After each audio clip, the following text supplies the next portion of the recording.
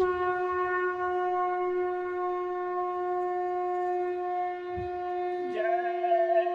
गुरुदेव। जय गुरुदेव। जय गुरुदेव। जय गुरुदेव। आ जाओ हे दयालु गुरुवर, देर न हो अब आने को। आ जाओ हे दयालु गुरुवर, देर न हो अब आने को। आँखें मेरी तरस गई है गुरुवर दर्शन पाने को। आँखें मेरी तरस गई हैं गुरुवर दर्शन पाने को।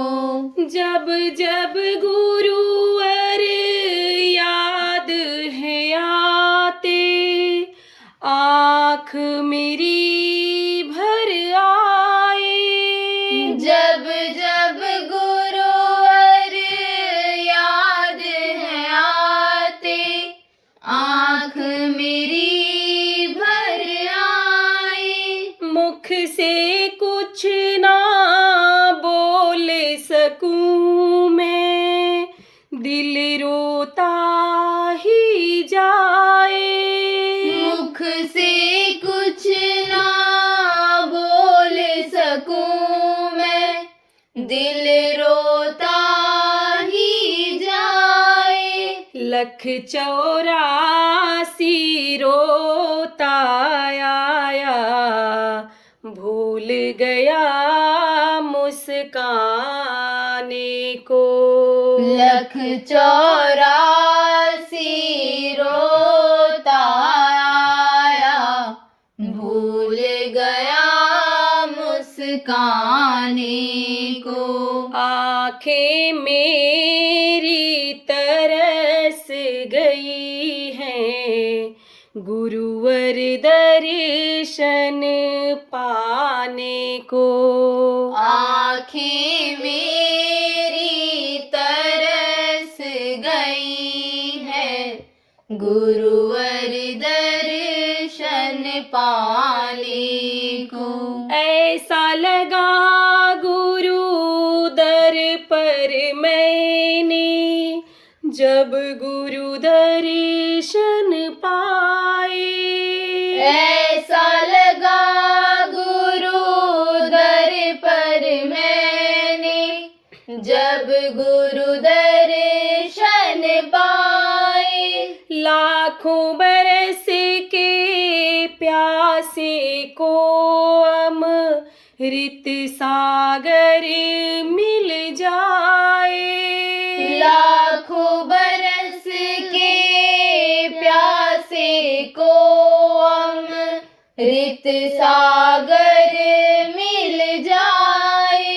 भटक गया गुरुवर मैं जग में, राह मिले आने जाने को। भटक गया गुरुवर मैं जग में, राह मिले अनजाने को।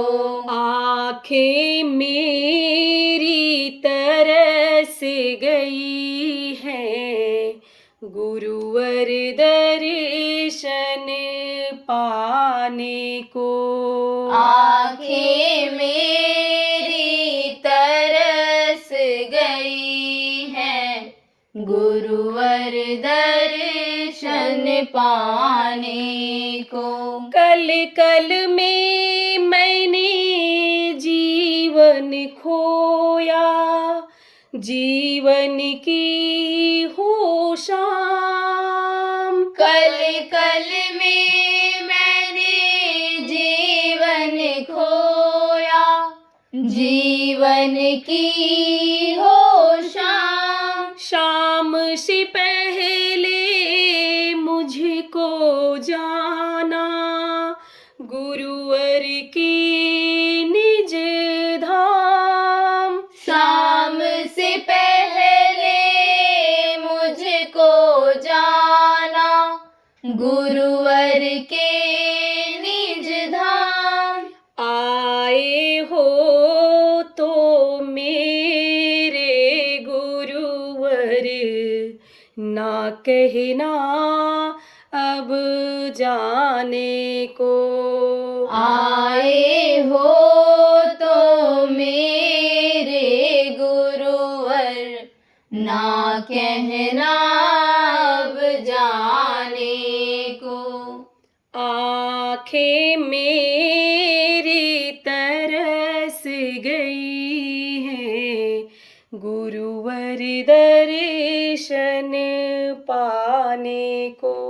आँखें मेरी तरस गई हैं गुरुवर दर्शन पाने को। जिस सरिता से बहता सुधारस वो गुरु अमृत वाणी।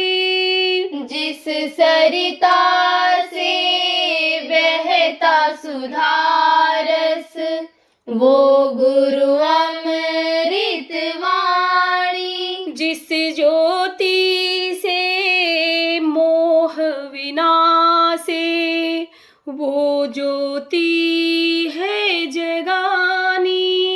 जिस ज्योति से मोह विनाशे वो ज्योति है जगानी। अंधियारा छाया है गुरुवर आओ ज्योत जलाने को।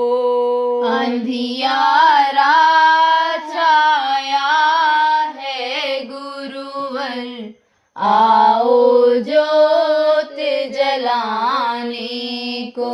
आ जाओ हे दयालु गुरुवर देर न हो अब आने को।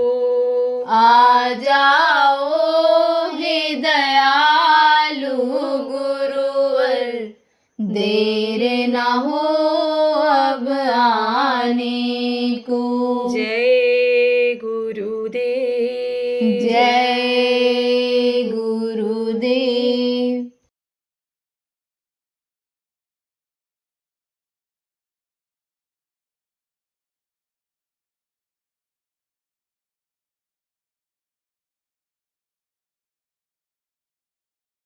माया किसको कहा गया है? रुपया पैसा और औरतों को माया कहा गया है। जड़ माया और चेतन माया। रुपया पैसा जड़ है। जड़ किसको कहते हैं? जो एक जगह से दूसरी जगह आ जा नहीं सकता है उसको जड़ कहते हैं। चेतन किसको कहते हैं? जो एक जगह से दूसरी जगह आता जाता है। तो चेतन और जड़ ये दो माया है।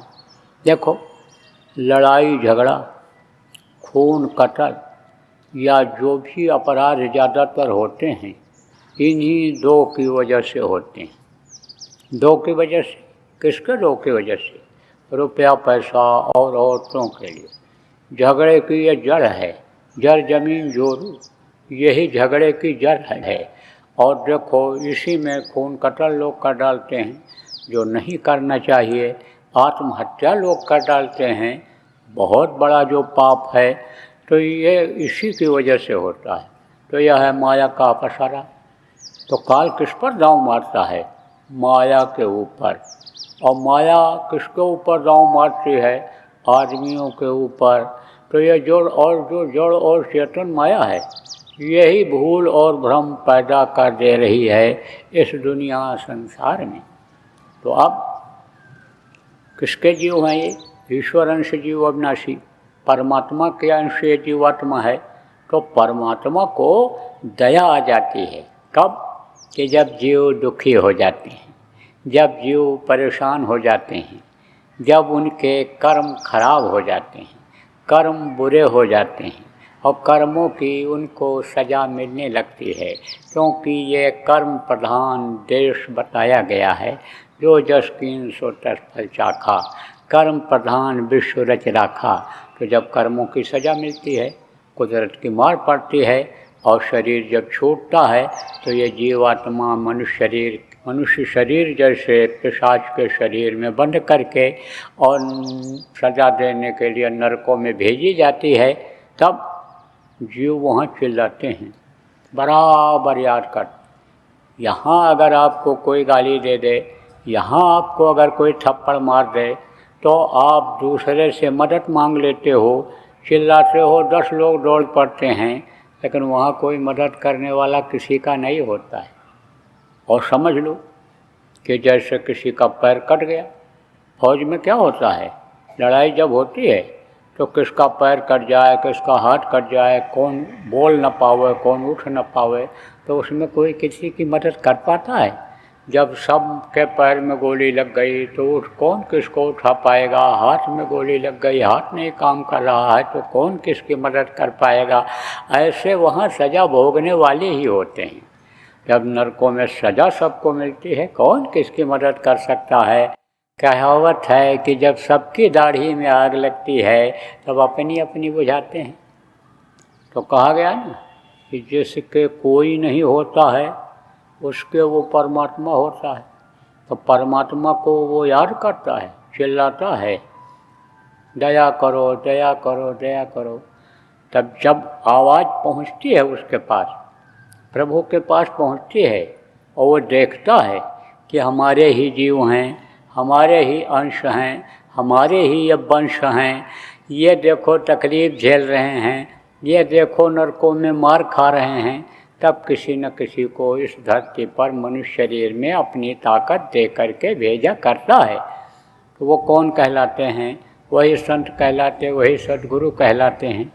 कहा गया ऐसी दशा देख जीवों की, सतपुरुष ने की दया महान, और संत रूप हुए जग में आए, सतलोक का पता बतान, सुरत शब्द का सच्चा मारक, संत मता का किया बखान, और शब्द शब्द सीढ़ी रच डाला, चढ़ चढ़ पहुँचो अगम ठिकान। तब जब वो आते हैं तब सीधा सरल रास्ता निकालते हैं, समझाते हैं, बताते हैं। जीव तो अभी बोला ही हुआ है कि हमको भी मनुष्य शरीर छोड़ना है। अरे सत्य को ही भूल गया, मौत को ही भूला हुआ है। मौत तो एक न एक दिन सबकी आनी ही है। और क्या है सत्य? वो प्रभु सत्य है, वो कभी भी किसी को धोखा नहीं देता है, वही असला है, बाकी ये सब नकला है। ये नकली चीज़ें काम नहीं आती हैं। यह रुपया पैसा धन दौलत, यह पुत्र परिवार, ये देखो स्त्री एक दूसरे के काम नहीं आती, पति काम किसी का नहीं आता है। कोरोना जब आया तब सेवा कोई किसी की करता था? अपनी अपनी जान बचा रहे थे, तो कोई किसी का नहीं। सच पूछो तो यहाँ कोई किसी का साथी नहीं है। स्वार्थ लाग करें सब प्रीति, सुर नरमुन सबकी यह रीति। स्वार्थ बस एक दूसरे को जोड़ दिए गए हैं। कर्जा अदा करने के लिए लेना देना जो पूर्व जन्मों का है उसको अदा करने के लिए जोड़ दिए गए। तो यहाँ तो कोई किसी का ही नहीं, उसी को लोग बोल रहे हैं, प्रभु को बोल रहे हैं जो सबका सिरजनहार है, जो सबको देता है। अजगर करे न चाकरी, पंछी करे न काम, दास मलूका कहे गए, सबके दाता राम। जो सबको देता है उसी को लोग बोल रहे हैं, उसको तो याद करना चाहिए। तो कहने का मतलब ये है कि जब इस अनीम भूल और भ्रम के देश में अनी आदमी परेशान हो जाता है, जो परेशान हो जाता है, तब वो भेजता है। खुद तो नहीं आता है, लेकिन पूरी पावर दे करके भेजता है। तो जब पूरी पावर दे करके यहाँ पर आता है वो, तो उन्हीं जैसी ताकत उसमें भी अन्य लोगों को मिलती है। एक बार अकबर ने पूछा कि भगवान खुद क्यों आता है, वो खुदा खुद क्यों आता है? यानी फकीर लोग कहते हैं कि खुदा खुद आता है। अपने अहलकारों से यानी अपने कर्मचारियों से काम क्यों नहीं लेता है? खुद को मनुष्य शरीर में आता है, इंसानी जामे में खुद क्यों आता है? तब उन्होंने कहा, बीरबल ने, कि आप हमको थोड़ा समय दीजिए। बोले ठीक है। तो अकबर के महल के पीछे एक बगीचा था, उसमें एक तालाब बनवाया बीरबल ने, और तालाब के किनारे अकबर के लड़के का नाम था सलीम।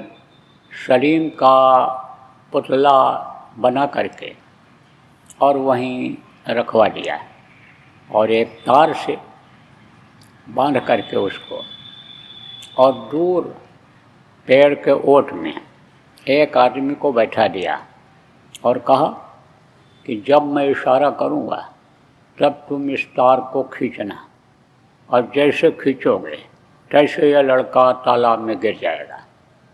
तो उसने कहा ठीक है। बीरबल ने फिर अकबर से कहा, सरकार चलें जरा बगीचा घूम आएं, ज़्यादा दिन हो गया उधर नहीं गए घूमने के लिए। बोले चलो। अब अकबर जब चले तो बीरबल और राजा के साथ तो मंत्री संतरी चलते ही हैं, सब जो रहते हैं वो लोग भी चल पड़े। बादशाह जब बगीचे में पहुँचे तो एक नज़र चारों तरफ देखा, तालाब की तरफ देखा, तो देखा कि मेरा लड़का बैठा खेल रहा है। सलीम हमारा बेटा तालाब के किनारे खेल रहा है। फिर इधर उधर देखने लगे। दोबारा जब नज़र पड़ी लड़के के ऊपर, तैसे ही बीरबल ने इशारा कर दिया, और इशारा किया तो लड़का तालाब में गिर गया। अब अकबर इधर उधर कुछ नहीं देखे, गए एकदम कूद गए तालाब में, और उसको उठा लिया, अपने बच्चे को उठाया तो देखा तो कहा यह तो पुतला है। समझ गए कि बीरबल की ही कारस्तानी है ये। बीरबल से कहा, ये तुमने हमसे कैसा मजाक किया, सारे कपड़े भिगो दिए ठंडी के महीने में, ऐसा तुमने क्यों किया? बोले सरकार, ये आपके सवाल का जवाब देने के लिए मैंने ऐसा किया। बोले कौन सा सवाल? तो कहा कि आपने कहा था खुदा खुद क्यों आता है, वो अपने कर्मचारियों से काम क्यों नहीं लेता है? तो जैसे आप अपने बच्चे को डूबते हुए तालाब में देख करके अपने साथ के कर्मचारियों से काम नहीं लिए और खुद जा कर के तालाब में निकाले, तो उसी तरह से वो निकालने के लिए आता है। तो आपको समझने की ज़रूरत है कि वो भेजता है किसी को। सच पूछो तो यह है, लेकिन उसमें पूरी ताकत रहती है, वो कभी भी नहीं आता है। क्यों? क्योंकि साहब सबका बाप है, बेटा काहू का ना है, और बेटा होकर जो जन्मे सो तो साहब नहीं। देखो मुख्यमंत्री होते हैं, प्रधानमंत्री होते हैं, देखो सरपंच होते हैं, तो सरपंच अगर किसी को भेज दे कि जाओ तुम ये फैसला कर जाओ, पावर देकर भेजता है, और वो जो फैसला करता है वो मान्य होता है। वो जो तकलीफ दूर करता है, आप ये समझो कि वो मान्य होता है, लोगों को भी मान्य होता है। नियम कानून कौन बनाता है? दिल्ली में बनता है, आपके चंडीगढ़ में बनता है, तो लागू कौन कराता है? ये कर्मचारी या अधिकारी ये लागू कराते हैं, तो लोग उन्हीं को जानते हैं। बहुत से लोग अन्य समझो प्रधानमंत्री और राष्ट्रपति को जानते भी नहीं। आपका तो यह हरियाणा थोड़ा पढ़ा लिखा है, यहाँ तो लोग जानते हैं, लेकिन ऐसे ऐसे जगह पर मैं गया हूँ कि जहाँ प्रधानमंत्री और राष्ट्रपति उनसे मतलब नहीं है, वहाँ पर तो बस वो जो उनको दिलाते हैं, अनुदान दिलाते हैं, जो मदद कर देते हैं, राशन पानी दिला देते हैं, चाय चीनी जिसकी ज़रूरत है उसको दिला देते हैं, उन्हीं को वो जानते हैं। चाहे मुंशी जी उनको कहते हों, चाहे प्रधान जी कहते हों, चाहे यानी भैया जी कहते हों, कुछ भी कहते हों, उन्हीं को जानते हैं। तो वो जो परमात्मा है वो खुद समझो कि जन्म नहीं लेता है, लेकिन जो माँ के पेट में पैदा हो करके बाहर आते हैं और जिनमें उसकी शक्ति आती है वो उसका काम किया करते हैं। हमेशा इस धरती पर रहें। आप ये समझो कहा गया घिरी बदरिया पाप की बरस रही अंगार, संत न होते जगत में जर मरता संसार। हमेशा रहें, कभी गुप्त रूप में रहते हैं तो कभी प्रकट रूप में हो जाते हैं। जब अत्याचार पापाचार दुराचार कम होता है तब वो एक जगह पर बैठ करके जीवों की संभाल करते रहते हैं, और जब अत्याचार पापाचार दुराचार ज़्यादा बढ़ जाता है तो घूम घूम करके लोगों को बताते हैं, समझाते हैं, याद दिलाते हैं कि भाई यह मृत्युलोक है और मृत्युलोक में एक दिन शरीर तुमको छोड़ना पड़ेगा। इस चीज़ को याद रखो। मृत्युलोक की जितनी चीज़ें हैं ये कोई भी आखिरी वक्त तक काम नहीं आएंगी। रुपया पैसा हीरा मोती जवाहरात ये जितनी भी चीज़ें हैं यहीं पड़ी रह जाएंगी। ये जितना भी पुत्र परिवार है मान प्रतिष्ठा है ये कोई भी आखिरी वक्त पर काम नहीं आएगा, ये सब यहीं छूट जाएगा। और शरीर तो छोड़ना पड़ेगा ही पड़ेगा। मनुष्य शरीर में चाहे राजा महाराजा आए, चाहे सेठ साहूकार आए, चाहे ज्योतिषी पंडित मुल्ला पुजारी आए, चाहे ऋषि मुनि योगी योगेश्वर आए, लेकिन सबको ये मनुष्य शरीर छोड़ना पड़ा है। ये काया कुटी खाली करना पड़ा। तो सबसे पहले तो यही याद दिलाते हैं, जीवात्मा के बारे में बताते हैं जो इस शरीर को चलाती है। यह प्रभु की अंश है और ये प्रभु के पास जब तक नहीं पहुँचेगी तब तक समझो तुम्हारा ये जन्म न मरना छूटेगा नहीं। यह मृत्युलोक भवसागर है, इसी में डूबते उतराते रहोगे, इसी में जन्मते और मरते रहोगे। तो तुम उस प्रभु के अंश हो, उसको याद करो। अब वो अगर तुमको मिल जाएगा तो तुम्हारा दीन भी बन जाएगा, दुनिया भी बन जाएगी। अब ये भी आपको बता दें, दीन दुनिया बनाना किसको कहते हैं? कहते हो ना कि भाई ये बड़े आदमी हैं, अच्छा खाते हैं, अच्छा पहनते हैं, देखो कितना बढ़िया मकान में रहते हैं, कीमती गाड़ी पर चलते हैं, लोग इनको प्रणाम सलाम करते हैं, पैर छूते हैं इनका। ये इनका लोक बना हुआ है। और परलोक बनाना किसको कहते हैं? जहाँ पर आप रहते हो यह मृत्युलोक है। यहाँ का यह नियम है, जो पैदा होता है वो मरता है। आप भी समझो जो आग जलती है वो बुझती है और जो पेड़ फलते हैं वो झड़ते हैं। यहाँ का ये नियम है, फला सो झड़ा और बरा सो बताना। तो समझो जो पैदा हुआ वो मरता है, यह है मृत्युलोक। आप ये समझो इसके ऊपर भी लोक हैं। कौन से लोक हैं? ऊपर ऐसे देखोगे तो सूरज दिखाई पड़ेगा, रात को देखोगे चंद्रमा दिखाई पड़ेगा, तारे दिखाई पड़ेंगे। इनके सब लोक हैं, ये सब शक्तियाँ हैं। 33 करोड़ दुर्गा, 10 करोड़ शंभु बैराट के साथ शुरू में बनाए गए थे।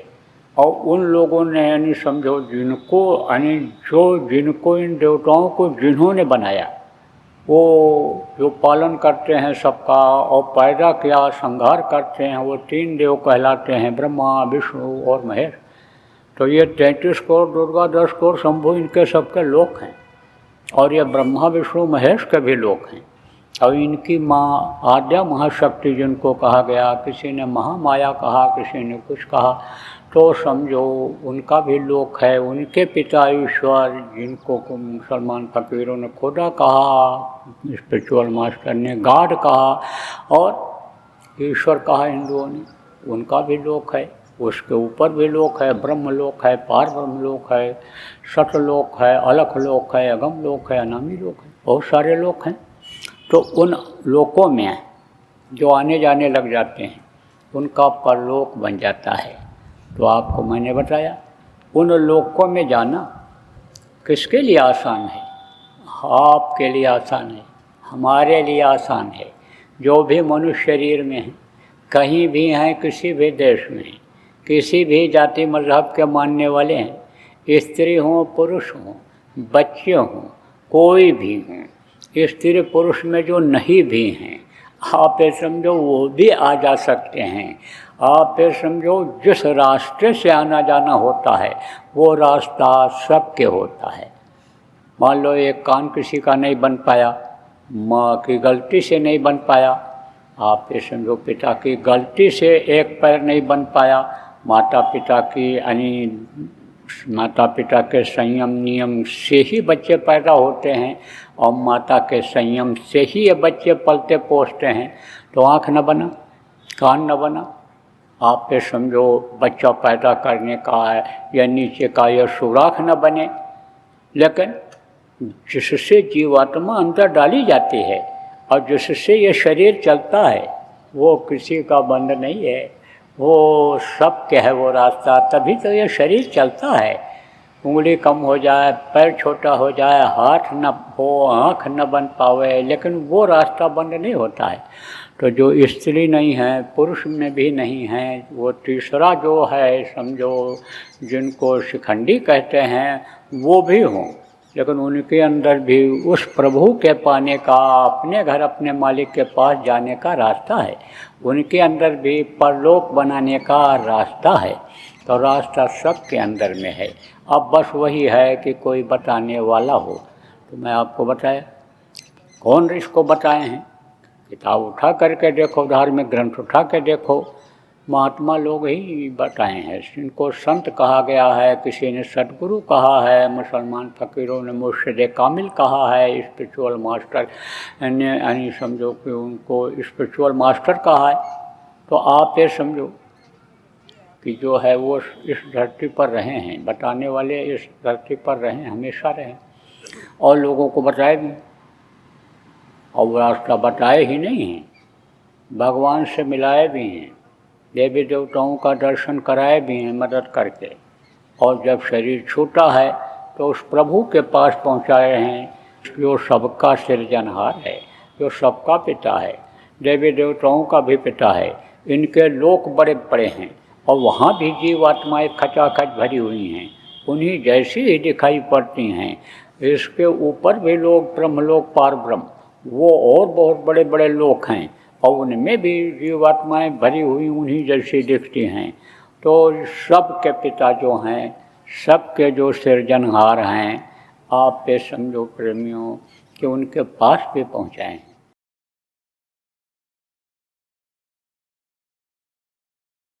कहते हैं ना, तरुणाई अंगड़ाई लेती है जब, तब समझो इतिहास बदल जाता है। युवा में बहुत बड़ी शक्ति है, लेकिन हमको तो सबसे ज़्यादा चिंता इन युवाओं की है इस समय पर कि जो नशे की आदतों में फंसते चले जा रहे हैं, चरित्र को अपने गिराते चले जा रहे हैं। भारत जैसे चरित्रवान देश की गरिमा को ख़त्म करते चले जा रहे हैं।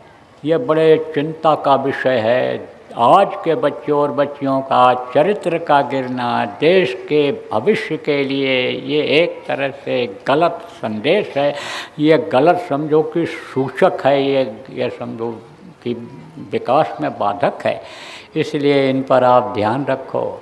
छोटे बच्चों को ही आप अच्छी आदत सिखाओ, उनका ध्यान रखो। घर से जब निकलें कहाँ जा रहे हैं, क्या पढ़ रहे हैं। गलत बच्चों के साथ, बच्चियों के साथ में हमारी बच्चियां तो नहीं पढ़ रही हैं, इन चीज़ का ध्यान रखो। जिम्मेदारी महसूस करो। किसका? गृहस्थ आश्रम का, गृहस्थ धर्म का पालन करो।